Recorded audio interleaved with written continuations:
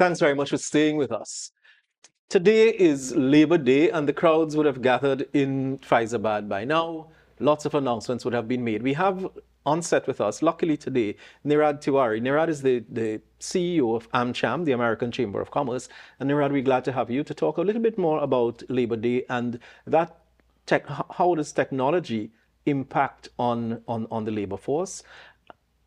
The introduction of AI, how does that affect, and how is that going to affect the workforce in the years to come? Nirad, welcome, and thanks very much for joining us. Good evening, Neil. Thanks for having me, and good evening to all your viewers. It's an honor and a pleasure to be here.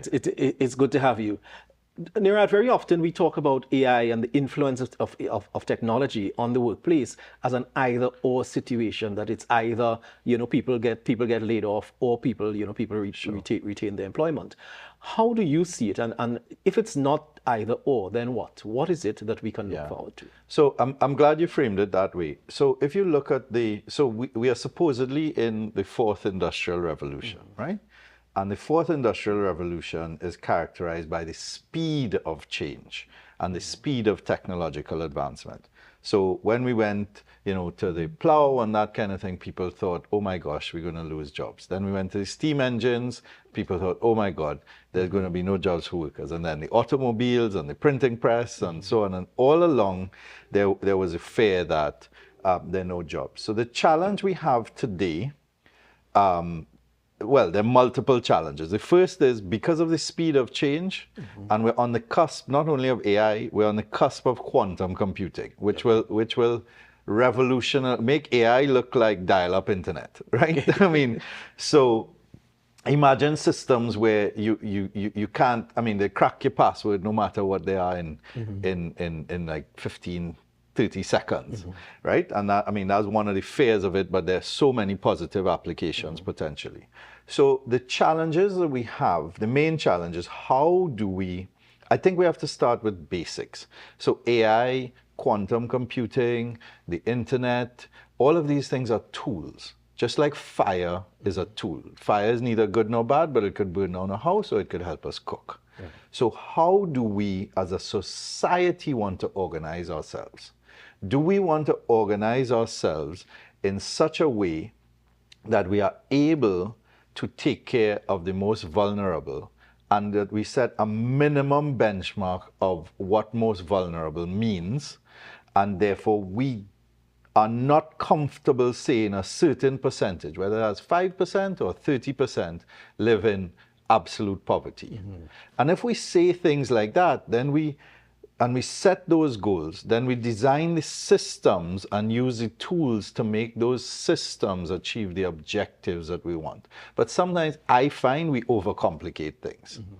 So in terms of AI, yes, some jobs will not be necessary for humans to do in well-functioning economies, whether those be government services or private, in the private sector, that humans do now.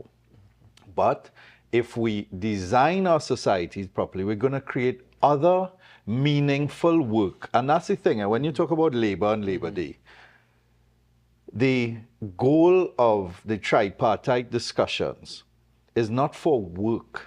It's for decent work. And decent work means that when people come to work, broadly speaking, I'm not using the academic definition, right? Broadly speaking, when people come to work, they are safe, they're in comfortable conditions, and they have economic choice, meaning they can choose to work or they can choose not to work. They can choose to work here or they can choose to work there. And then that work gives them a minimum decent quality of life and the ability to improve their economic condition over time. And so if we look at things broadly speaking in that context, then again, we use the tools that way. And there will be, some lawyers will lose their jobs as a result of AI. But that's interesting, in terms of some of the persons who might end up losing their jobs.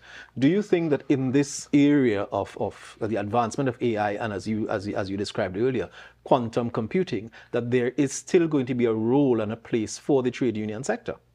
There must be. I think, you see, so I am not one of those business leaders who sees the trade unions as adversaries. I think that the trade unions are partners because the reality is that any system that you organize, you need to have checks and balances on it, and you need to have people and organized groups who are looking out for the interest of the different segments of that of that system, of the people within that system. So you need chambers of commerce to look out for the interests of business. You need government to regulate and manage and set policy.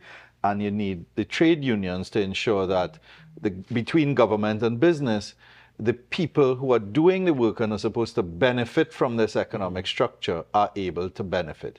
And I think over time, we've gone sort of closer and further from that. I would like to think that we can get to a point where, closer to where we are partners again. It means that, to be honest, the government has to set the conditions for tripartism to make sense. So where we could come together and collaborate and say, well, all right, these are the 10 things we agree on. Let's not focus on the 2 things on which we disagree, or agree to disagree on these 2 things because they're not fundamental, but focus on the wins for the 10 things that we agree on. Right? Do you think that is made easier now with the close alliance we see between government and some of the trade union movement?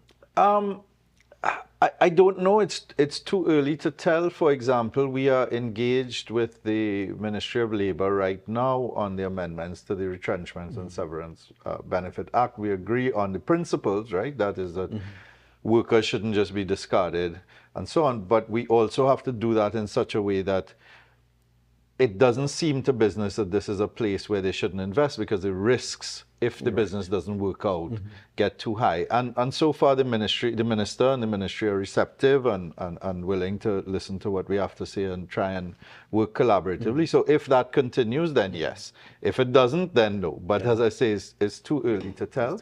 But you see the unions themselves, at least some of them, trying to reinvent themselves. You see what the OWTU is doing is they're getting into business, right? In a real way, not as in a side way, not setting up a credit union. Business, I mean, it's the traditional things. Credit unions are real businesses. Please don't misunderstand what I'm saying. I'm saying they're getting into other more trading businesses, transactions, and so on, right? So I think